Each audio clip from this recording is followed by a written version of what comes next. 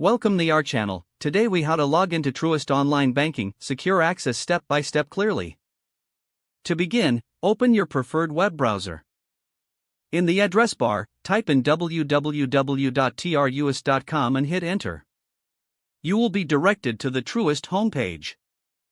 Look for the login button located at the top right corner of the page. Click on the login button. A drop-down menu will appear, presenting various login options. Select Personal Banking from the menu.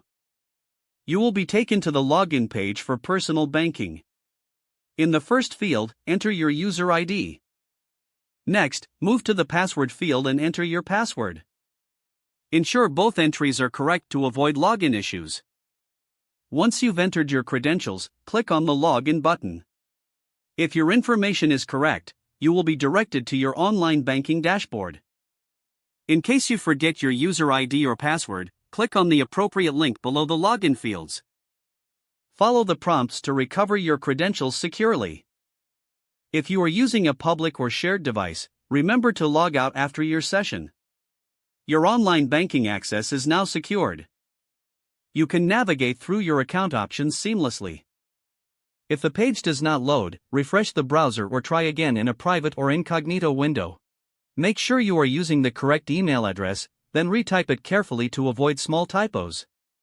If your password is not accepted, use the reset option and create a new strong password you can remember.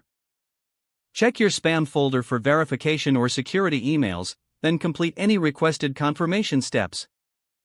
Enable two-factor authentication if available to improve account security and reduce unauthorized access risk. After signing in, review your profile details so your contact information and settings are accurate and current. If you see an error message, note it down and try again after restarting your device and internet connection.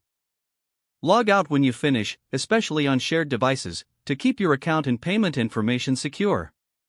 If the page does not load, refresh the browser or try again in a private or incognito window.